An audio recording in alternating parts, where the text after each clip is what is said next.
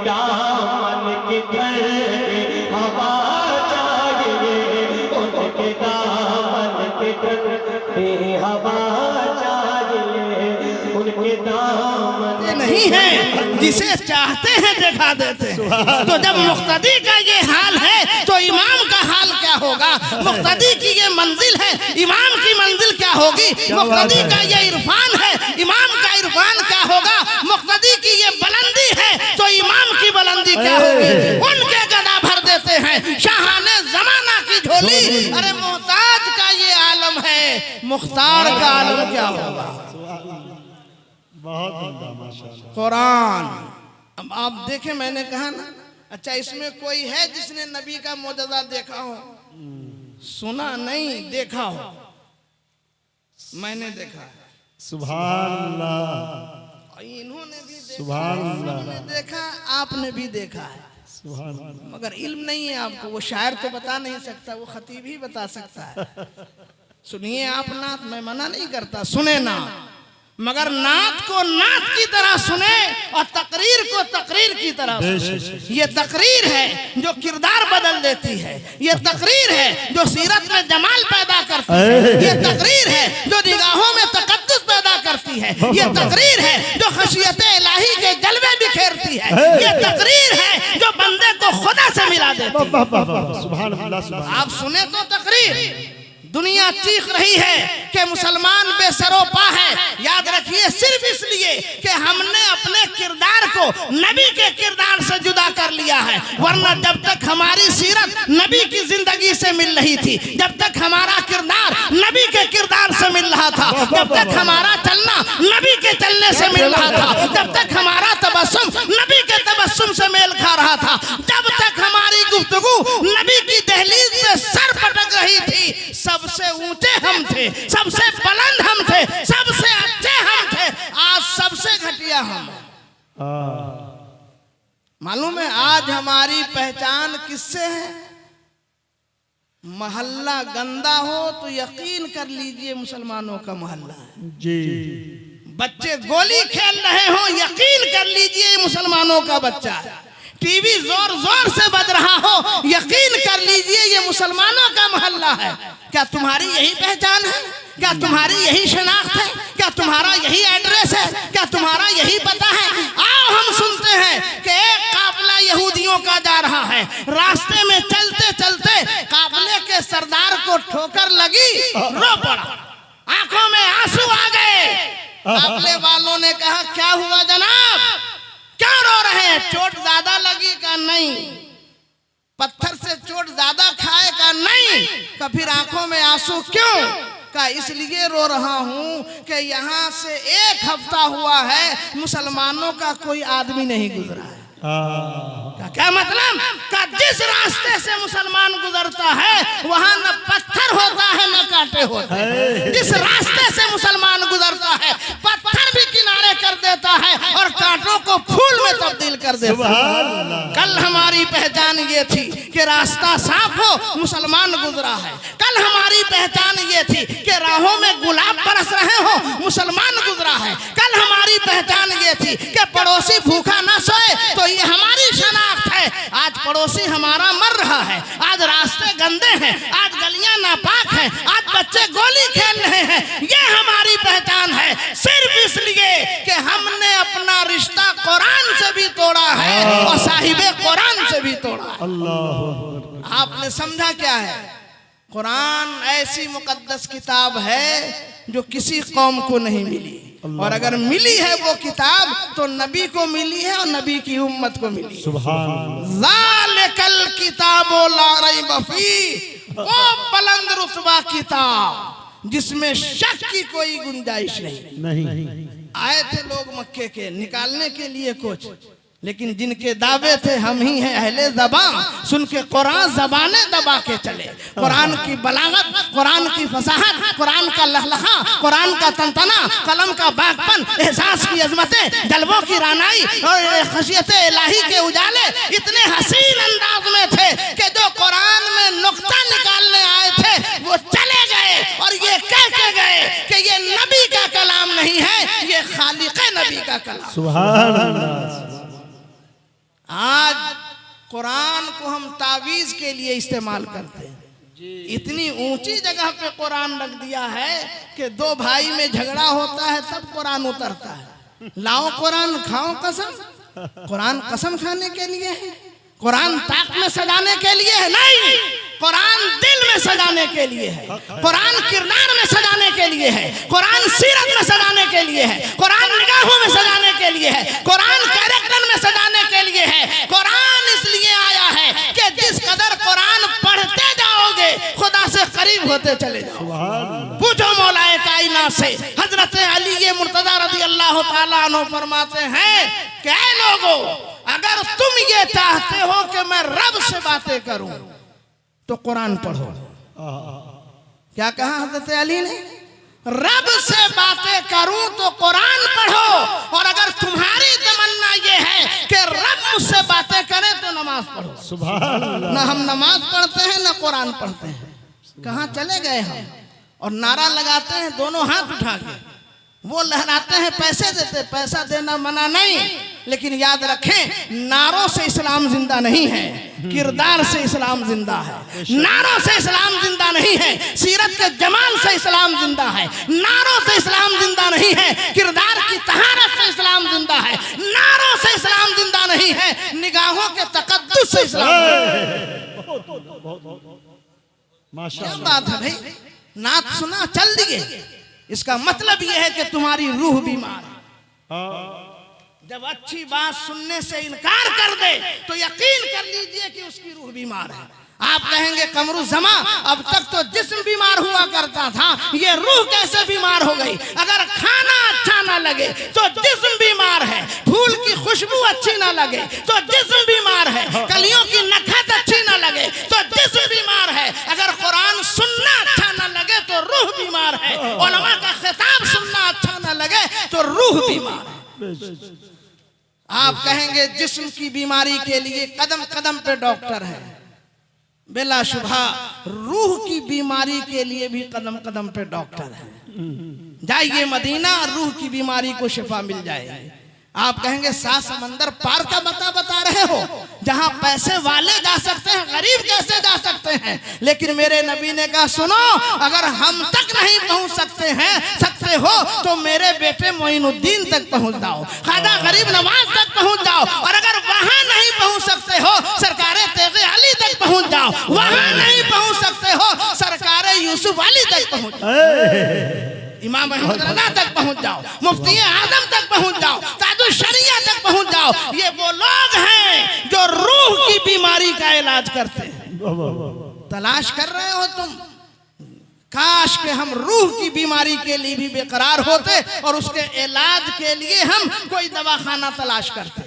बुखार आया तड़प गए, डॉक्टर के पास गए, टैबलेट लिया, गोली ली, खा के मुतमईन हो गए। काश के जब रूह बीमार हो रही हो तो उसके लिए भी हमें चाहिए कि हम तगो-दो करें और इन आस्थानों पे जाएं जहां से आज भी रूह की बीमारी के लिए शिफा तकसीम की जा रही है। अल्लाह, जाएं तो सही आप। आखिर क्या बात है कि वली अपनी बारगाह में 40 दिन बैठा के चिल्ला कर आता है, क्यों? रूह और दिल में जितनी गंदगी है वो साफ हो जाए, और जब रूह और जिस्म की और दिल की गंदगी जब साफ होती है तो जमीन से निगाह उठा दे तो अर्श खुदा दिखा दे, और जमीन से नीचे निगाह डाल दे तो तहत सरा दिखा दे। ये शान उनके अंदर हो जाती है और ये अजमतें उनके अंदर पैदा हो जाती हैं, और फिर कुरान, दुनिया चीख रही है कि हम तरक्की कर गए। क्या तरक्की किए हो? आज भी जितनी तरक्कियां हैं ये कुरान की रहीने मिन्नत है, और जिस दिन कुरान भीख देना बंद कर देगा साइंस एक कदम आगे नहीं बढ़ सकती है। उसकी मिसाल मैं दे दूं, आप देखें बहुत से लोग हैं जो प्लेन से सफर करते हैं ना, अल्लाह करे सब लोग करें, और प्लेन से सफर ही करना हो तो मक्के और मदीने का सफर करें। सुभान अल्लाह। प्लेन पे बैठ गए आप तो आपने देखा कि कभी प्लेन डायरेक्ट उड़ता हो? नहीं, रनवे मुतय्यन है। 5 किलो 2 किलो से 7 किलोमीटर पे पहले प्लेन जमीन पे चलता है, फिर उसके बाद वो फजा में उड़ता है। मैंने प्लेन के बनाने वालों से पूछा कि तुमने डायरेक्ट प्लेन को क्यों नहीं उड़ा दिया? कहा कि हमसे मत पूछो, अपने कुरान से पूछो। हमसे न पूछो, नबी के तलवाए नाज से पूछो। हमसे न पूछो, रसूलुल्लाह के कदमे नाज से पूछो। हमसे न पूछो, रसूलुल्लाह के नकुशे कदम से पूछो कि जब तुम्हारा पैगंबर मेराज में खुदा से मिलने जा रहा है तो मक्के से बैतुल मुकद्दस तक जमीन पे चल रहा है, वहाँ अंबिया की इमामत की है, और जब वहाँ से चले हैं तो जमीन को छोड़ दिया है, हवा के दोष पे जा रहे हैं, वो बुराक पे जा रहे हैं, वो रफ पे जा रहे हैं। तो सुनो, हमने कुरान को पढ़ा, जहाँ तक नबी चले हैं हमने प्लेन को चलाया, और जहाँ से मुस्तफा उड़े हैं हमने प्लेन को उड़ाया। क्या बात है, सुभान अल्लाह। नारे तकबीर। पढ़ो तो कुरान। नारे रिसालत। कुरान में क्या नहीं है? खौफे खुदा कुरान में है, जलबों की बारात कुरान में है, जन्नत की खुशखबरी कुरान में है, जहन्नम से बचने का नुस्खा कुरान में है, कुर्बे इलाही की लज्जतें कुरान में है, इश्क़ रसूल की शमा कुरान में है, माँ बाप की अजमतों के जलाल कुरान में है, पड़ोसियों के हुकूक के तेवर कुरान में है, भाई भाई से मोहब्बत का दर्स कुरान में है। क्या नहीं है कुरान में? इल्म भी कुरान में है, तकवा भी कुरान में है, फतवा भी कुरान में है, शरीयत भी कुरान में है, तरीक़त भी कुरान में है, हकीकत भी कुरान में है। पूरी दुनिया को समेट दे तो हर आजमतों का मीनार कुरान में है। सुभान अल्लाह। हम ये समझते हैं कि कुरान से मौलवी पढ़ेगा या मदरसे के बच्चे पढ़ेंगे। नहीं मेरे प्यारे, कुरान ताक में सजाने के लिए नहीं है, कुरान दिल में सजाने के लिए है। आप पढ़ें कुरान, बढ़े आगे। डॉक्टर आप बनिए, मैं कैसे कहूँगा कि डॉक्टर ना बने? अगर आप डॉक्टर नहीं बनेंगे तो हमारे बीमार मुआशरे का इलाज कौन करेगा? अगर आप प्रोफेसर नहीं होंगे तो हमारी नस्लों को तालीम कौन देगा? अगर आप इंजीनियर नहीं बनेंगे तो हमारी मस्जिद, मदरसा और खानकाह की तामीर कौन करेगा? आप डॉक्टर बने, आप इंजीनियर बने, आप प्रोफेसर बने, सब बने, मगर पहले मुसलमान बने। और पहले मुसलमान बनने के लिए कुरान पढ़ना होगा और कुरान पे अमल करना होगा। आज जो आवारगी आप देख रहे हैं लड़कों में, जानते हैं क्यों? इसलिए कि कुरान पढ़ना छोड़ दिया है और कुरान पे अमल करना छोड़ दिया है। आप देखिए नौजवानों को, यहाँ से बाल छिला लिया और यहाँ बेवकूफ की तरह रख लिया। ऐसा मालूम होता है गमले में कोई घास उगा दिया गया। पागल हो, फिक्रें आवारा हैं, ख्यालात आवारा हैं, तुम्हारे शऊर आवारा हैं, तुम्हारे जज्बात आवारा हैं। न बाप को ये जुर्रत होती है कि बेटा इस हयात में आया तो आया कैसे, न माँ को ये हिम्मत होती है कि बेटे से पूछ सके तुमने किसकी नकल की है। उस नकलिए, उस नचनिए की नकल कर रहे हो जो तुम्हें जानता नहीं है, उस नकलिए की नकल कर रहे हो जो तुम्हें पहचानता नहीं है, उस नचनिए की जिंदगी पे अमल कर रहे हो जो तुमसे आशना नहीं है। अरे नकल ही करना है तो अपने नबी की नकल करो, नकल ही करना है सिद्दीक़ अकबर की नकल करो, नकल ही करना है हजरत उमर की नकल करो, नकल ही करना है उस्मान गनी की नकल करो, नकल ही करना है मौलाए कायनात की नकल करो। अरे नकल ही करना है तो 1,24,000 सहाबा की नकल करो। सुभान अल्लाह, सुभान अल्लाह, या रसूल अल्लाह, जिंदाबाद। याद रखें, मोहब्बत के दो ही तरीके होते हैं, या तो बहुत हसीन हो उससे मोहब्बत की जाए, यही है ना। आज दुनिया हुस्न पर फिदा है, इसलिए हालात बदल रहे हैं। आप कहेंगे, आप देखें, मैं ये बोलना नहीं चाहता हूँ मजमे में कि आज हमारे मुआशरे के हालात क्या हैं, हमारी बच्चियों की जिंदगी किस कदर राहों से हट रही है, कितने मुर्तद हो रही हैं। ये क्या वजह है? वजह सिर्फ ये है कि माँ बाप आवारा हैं। अगर माँ और बाप अच्छे होते तो बच्चे आवारा नहीं होते। क्या बात है कि वही दामन है, वही आंचल है, उसमें गौसे आजम मचल रहे हैं, उसमें ख्वाजा मचल रहे हैं, उसमें तेरे अली मचल रहे हैं, उसमें यूसुफ शाह मचल रहे हैं, इमाम अहमद रजा मचल रहे हैं, मुजाहिदे मिल्लत मचल रहे हैं, अमीने शरीयत मचल रहे हैं। वही गोद है, वही आंचल है। फर्क इतना है कि कल के आंचल में कुरान था और आज के आंचल में टीवी है। क्या बात है। तो जब आंचल में टीवी होगा तो बच्चे आवारा हों। मोहब्बत करनी है ना, उस नबी से मोहब्बत करो जो नबी कहता है कि मैं सिर्फ तुमको नहीं पूरे खानदान को पहचानता हूँ। अल्लाह। लेकिन जिसकी तुमने नकल की है न वो तुम्हें पहचानता है न तुम उसको पहचानते हो। सिर्फ देख लिया कि बाल कटा है बेहूदे की तरह, आ गए तुम भी बेहूदगी पर। उसने तुमने देखा कि चंद जगह कपड़े फटे हैं, तुमने भी कपड़े फाड़ लिए। ये आवारगी नहीं तो क्या है? अगर मोहब्बत हुस्न ही की बुनियाद पे करना है तो मेरे नबी से ज्यादा हसीन कौन हो सकता है? आला हजरत बोल रहे हैं, लमियात नजीरो कभी नजरिन मिसले तू न शुद पैदा जाना और जगराज के ताज तोरे सर सोहे है तुझको शहे दूसरा दाना। और हुस्न खाता है जिसके नमक की कसम है वो मली है दिलारा हमारा नबी। वो कमाल हुस्ने हुजूर है कि गुमाने नक्श जहां नहीं, यही फूल खार से दूर है, यही शम्मा है कि धुआं नहीं। इतना हसीन है मेरा नबी, इतना खूबसूरत है, इतने खूबसूरत है मेरे मुस्तफ़ा। आओ देखें नबी की सीरत और नबी की सूरत। नबी के नाज़े रहमत हैं। मदीने से चंद कदम बाहर निकले हैं, सहाबा के चंद अफराद हैं। देखा कि एक मैदान है और उस मैदान में चंद महंगे ऊंट चर रहे हैं। सहाबा से मुस्तफ़ा ने फरमाया कि ये पूछो ऊंट किसके हैं? देखा एक काफिला है जो पड़ाव किए हुआ है। का इसका सरदार कौन है? का बुला के लाओ। सरदार को बुलाया और पूछा ये ऊंट तुम्हारे हैं? का हाँ। का ये बड़ा खूबसूरत है, ये ऊंट बेचोगे? का हाँ। का कीमत कहा इतनी का लाओ। लेकिन याद रखो मैं कीमत लेकर नहीं आया, मैं तो तफरीह के लिए आया हूँ। मगर ऊंट निगाहों में जज गया है, लेके जा रहा हूँ और सहाबा से कीमत भेज दूंगा। मुस्तफ़ा अपने सहाबा के साथ ऊंट लेके चले और जैसे पहाड़ के ओट से छुपे हैं, काफिले वालों ने सरदार का दामन थाम लिया। कहा जिसको तुमने ऊंट दिया है उसको पहचानते हो? का नहीं। उसका घर मालूम है? का नहीं। का उसका एड्रेस? का नहीं। उससे कोई इंट्रोडक्शन नहीं, उसका कोई तारुफ का नहीं, का कुछ नहीं। और सबसे कीमती ऊंट उसे दे दिया। पर्दे के ऊंट से खातून देख रही थी।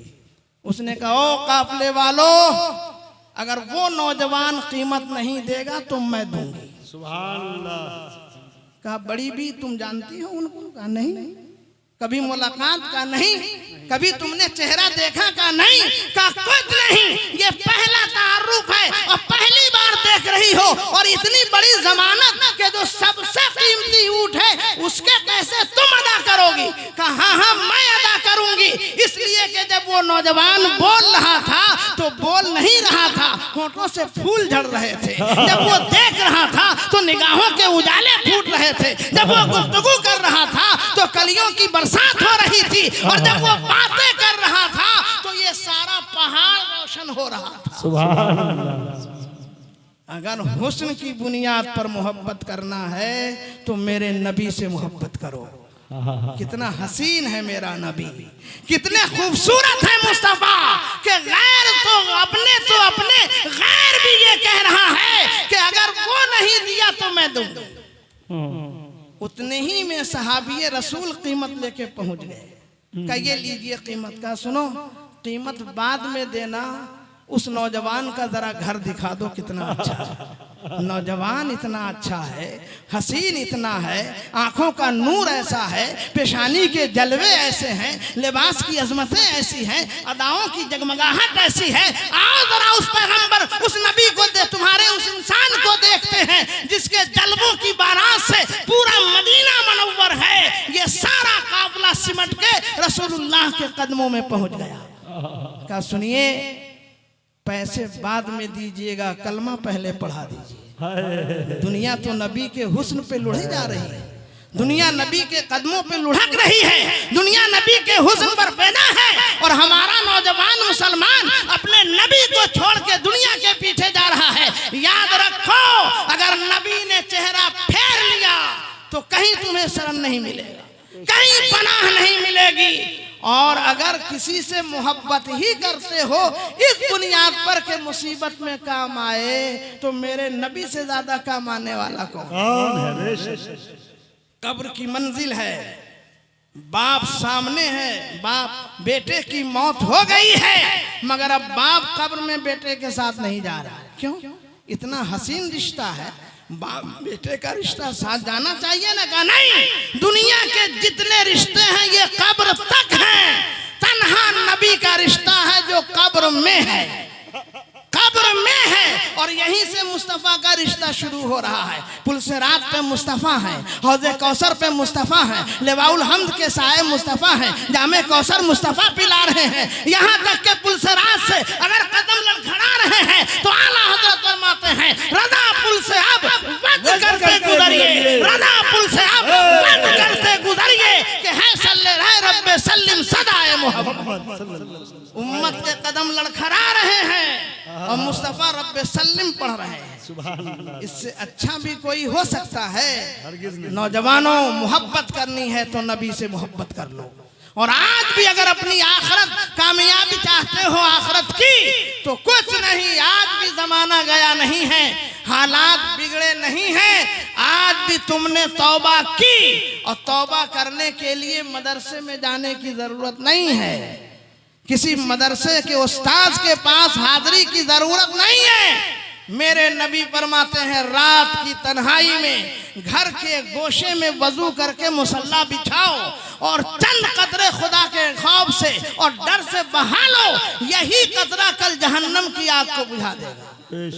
क्या किसी और मजहब में ये नुस्खे शिफा है? नहीं।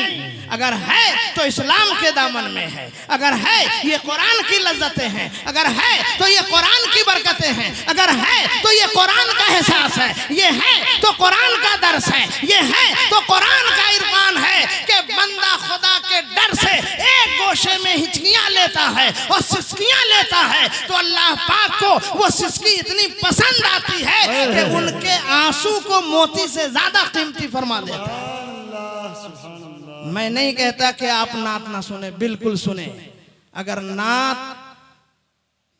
दिमाग को हुस्न बख्शती है तो तकरीर रूह की पाकीज़गी का सामान है। सुभान अल्लाह। आप ज़हन की आवारगी को बंद कर दें, बिल्कुल नात भी सुने और तकरीर भी सुने। अभी बड़े अच्छे अच्छे खतीब आने वाले हैं।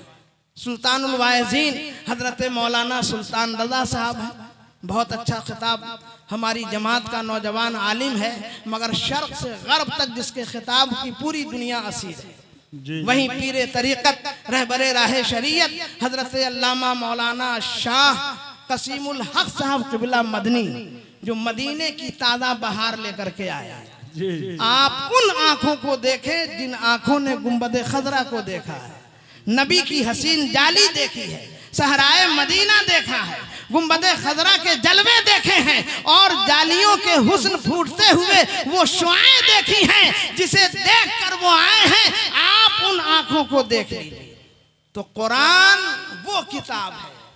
अब आप देखें, हजरत अली फरमाते हैं कि कुरान तो बहुत बड़ी किताब है, बिस्मिल्लाह शरीफ वो भी बड़ी आयत है, बिस्मिल्लाह का बे ये भी बहुत बड़ा हर्फ है, उसके नीचे जो नुक्ता है ना, बे के नीचे बा है ना, उसके नीचे नुक्ता एक होता है, और ता के ऊपर 2 नुक्ता, सा के ऊपर 3 नुक्ता, तो बा के नीचे 1 नुक्ता। मौलाए कायनात फरमा रहे हैं कि अगर मैं उस नुक्ते की तफसीर लिखने बैठ जाऊं तो 70 ऊंट किताबों से लद जाए मगर नुक्ते की तफसीर खत्म ना हो। क्या बात है, कितनी अजीम किताब अल्लाह ने हमें दी है।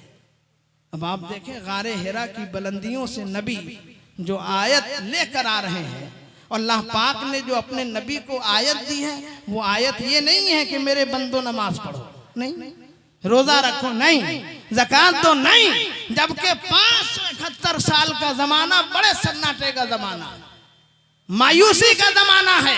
हजरत ईसा और नबी के दरमियान कोई पैगंबर नहीं है। आवारा है पेशानियां, निगाहें आवारा हैं, दिल आवारा हैं, ख्यालात आवारा हैं और बंदों का रिश्ता खुदा से टूट चुका है। ए मौला, तूने नमाज की आयत क्यों नहीं उतारी ताकि बंदे सजदा करें? तो रब फरमाता है सुनो, जब तक इल्म नहीं आएगा सजदों का वकार मालूम नहीं होगा। जब तक इल्म नहीं आएगा नमाज की हर बरकत तुम्हें मालूम नहीं होगी। जब तक इल्म नहीं आएगा ज़कात के तरीके मालूम नहीं होंगे। जब तक इल्म नहीं आएगा वज़ू बनाने का शऊर तुम्हें नहीं आएगा। इसलिए अल्लाह पाक ने सबसे पहली आयत नाजिल फरमाई, इक़रा बिइस्मि रब्बिकल्लज़ी खलक़। महबूब पढ़िए अपने रब के नाम से पढ़िए। और जब पढ़ेंगे तो डॉक्टर बनेंगे, जब पढ़ेंगे तो इंजीनियर बनेंगे, जब पढ़ेंगे तो प्रोफेसर बनेंगे, जब पढ़ेंगे तो आलिम बनेंगे, जब पढ़ेंगे तो मुफ्ती बनेंगे, जब पढ़ेंगे तो मुक़न्निन बनेंगे, जब पढ़ेंगे तो शायर बनेंगे, जब पढ़ेंगे तो अदीब बनेंगे, और जब पढ़ेंगे तो खतीब बनेंगे। हर एक के लिए पढ़ना जरूरी है, बगैर पढ़े कुछ नहीं होता। तो मैं अर्ज ये कर रहा था कि जो मदरसा 3 साल में देता है खानकाह 3 मिनट में देती है। 3 मिनट में जी आखिरी बात कहूं और जी ये मुरादाबाद के करीब एक शहर है रामपुर, नाम सुना होगा। हाँ रामपुर है, वहाँ एक अल्लाह के वली का मज़ार है, हजरत जमालुद्दीन, जिन्हें जमालुल औलिया कहते हैं। बेशक आप अपनी खानकाह में बैठे हुए, 29 शाबान की तारीख है। लोग आ गए कि हुजूर अगर चांद निकला तो कल तरावी के लिए हाफिज की जरूरत है। कहा देर कर दी तुमने, कहा देर हो या जल्दी हो देना आपको है। कहा अब मैं कहाँ से दूं भाई, यहाँ हाफिज कोई पैदा होता है, मैं बुलाता हूँ और फिर इलाके में डिस्ट्रीब्यूट करता हूँ, कहाँ से दूंगा। कहा नहीं देना तो आपको है, हर साल हम आपके यहाँ से लेके जाते हैं और इस साल भी मेहराब सुनाने के लिए आप ही को देना होगा। कहा ठीक है, ऐसा करो कि आज रात मेरी खानकाह में सो जाओ, कल सुबह जो मिले उसे बुला के ले आना मेरे पास। सब लोग सो गए, फजर की नमाज के लिए जगे, जरूरियात से फारिग होने के लिए मैदान में गए। आज से 20 साल यही था ना, सब लोग मैदान और खेत में जाते। आज न तरक्की हुई है तो हर घर में बाथरूम है, लेकिन 20 साल पहले ये नहीं था।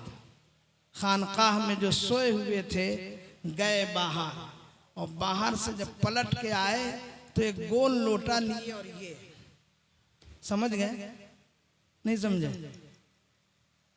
गोल लोटा जिनका होता है वो आ रहे थे। कहा चलो हजरत ने बुलाया। कहा सुबह सुबह हमको हजरत क्यों बुला रहे हैं।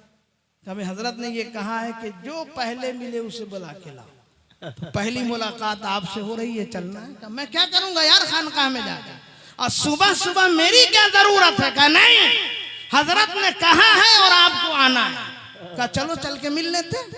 गए हजरत की बारगाह में, और जब हजरत की बारगाह में पहुंचे तो कहा ऐसा करो वो लोटा वहां रख दो, मुंह हाथ धो के इधर आओ। अब न उन्हें वजू का तरीका मालूम, न पाकी का तरीका मालूम, कुछ नहीं। कहा कि आ जाओ हाथ मुंह धो करके, हुक्म दिया, हाथ मुंह धोकर हजरत के करीब आ गए। हजरत ने कहा आंखें बंद करो, आंख बंद करवा दी और अपनी निगाह यहां डाल दिया। कहां, दिल, हॉट पे एक निगाह दिल पे डाली। कहा आंखें खोलो। जैसे ही आंख खुली कहा क्या हुआ। कहा हुजूर 15 पारे याद हो गए। कहा बंद करो आंख, फिर आंख बंद करवा दी। कहा खोल। जब आंख खुली का अब क्या हुआ। कहा 16 से 30 तक याद हो गए। मदरसा जो 3 साल में करता है खानकाह 2 मिनट में करती है। तो देखा आपने, 2 मर्तबा निगाह बंद करवा दी। मदरसे में आंखें खोल के पढ़वाया जाता है, मगर ये खानकाह है जो आंखें बंद करवा के पढ़ाई जाती है। उसको छुट्टी न मिली जिसने सबक याद किया। तो ये खानकाह की मंजिल है। जैसे ही निगाह डाली हाफिज़े कुरान बना दिया, और जब हाफिज़े कुरान बनाया तो कहा कि हजरत ईमान भी दे दीजिए। कलमा भी बढ़ा दीजिए, नबी की बारगाह में पहुंचा दीजिए, रसूलुल्लाह का दीवाना बना दीजिए। तो हाफिज भी बनाया और साहिब कुरान का दीवाना भी बना दिया। दीवान गाने इश्क़े मोहम्मद को देखकर घबरा गई हैं गर्दिशें दौरा कभी कभी, और गर्दन में हाथ डाले हैं माहो नजूम ने, गुजरा है इन हदों से मुसलमान कभी कभी। क्या टाइम हुआ? आखिरी बात मैं अर्ज करूं, हमारे अनाउंसर साहब भी तशरीफ लिया, इमामी साहब बड़े अच्छे नकीब हैं। ये अलग बात है कि मेरी तकरीर उनको पसंद नहीं है।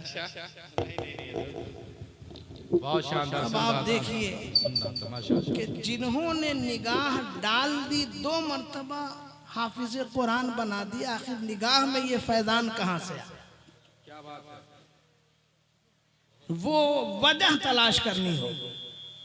तो वजह ये है कि वो ऐसे लोग थे जो कभी बेवजू बिस्तर पे जाया नहीं करते थे।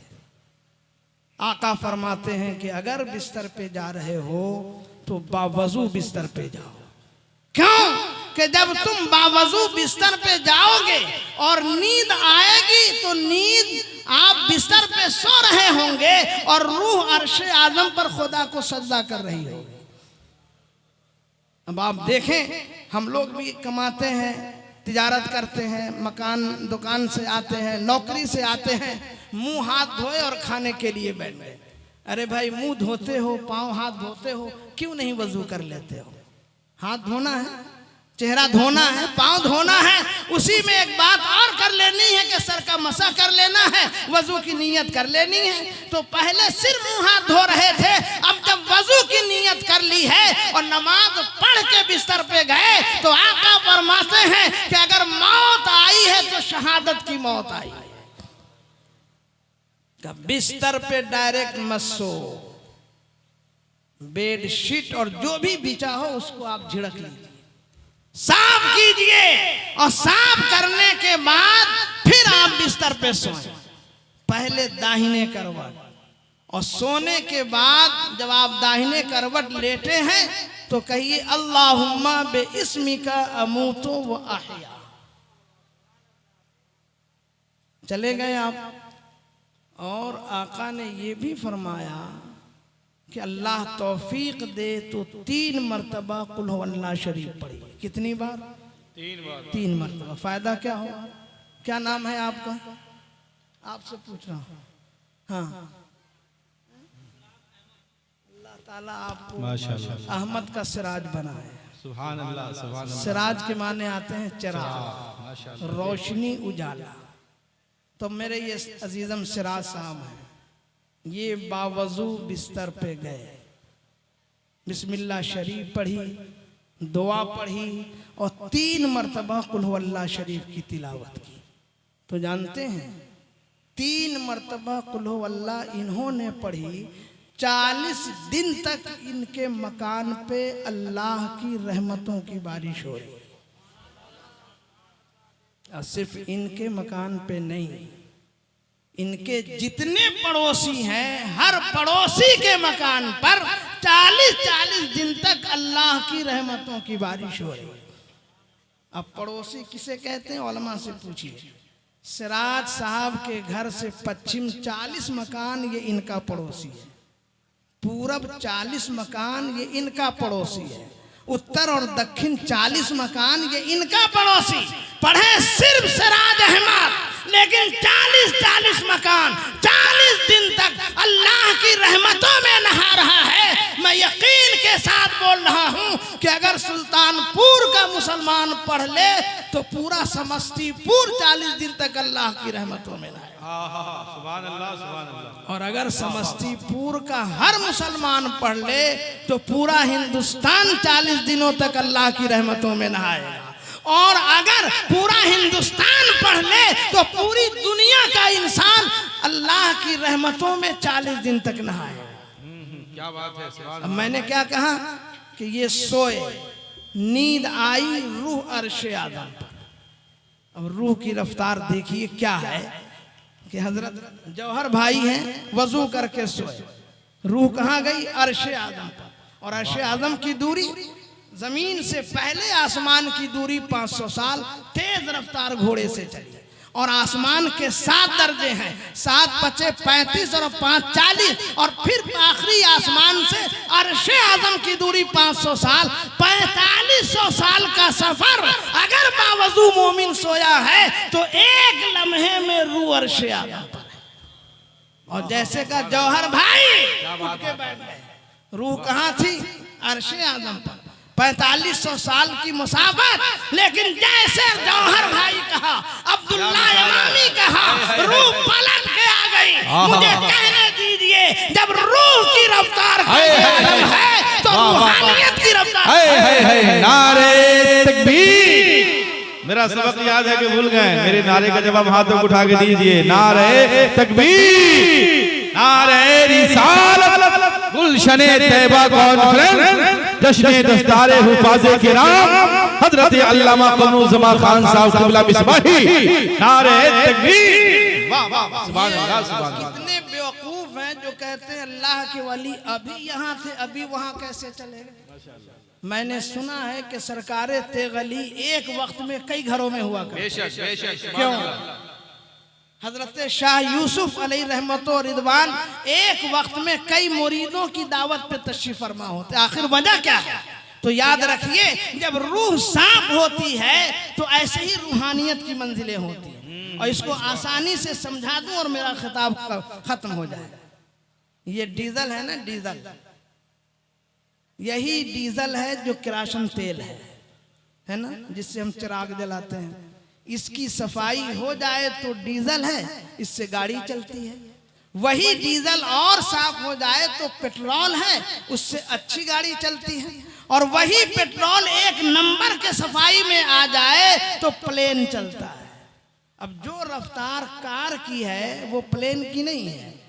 प्लेन 1 घंटे में 1000 किलोमीटर, और ये 4 व्हीलर 1 घंटे में 100 किलोमीटर। कितना फर्क। जब तेल साफ हो जाए तो रफ्तार बढ़ने लगती है, अगर रूह साफ हो जाए तो रफ्तार क्यों नहीं बढ़े? जब दिल साफ हो जाए तो रफ्तार क्यों नहीं बढ़े? इसलिए मुसलमानों, जिस्म को पाक करो, रूह को साफ करो। जब रूह साफ पाकीज़ा होगी तो यकीन जानिए सुल्तानपुर में बैठकर मदीने को देख लीजिए, गुंबदे खजरा को देखिएगा, अजमेरे मोहल्ला को देखिएगा, करबला को देखिएगा, बगदाद मुकद्दस को देखिएगा, बरेली को देखिएगा, मारहरा मुतहरा को देखिएगा। कुरान फरमा रहा है, ज़ालिकल किताबो ला रैब फीह, वो बुलंद रुतबा किताब जिसमें शक की कोई गुंजाइश नहीं है। वमा अलैना इल्लल बलाग। अस्सलाम।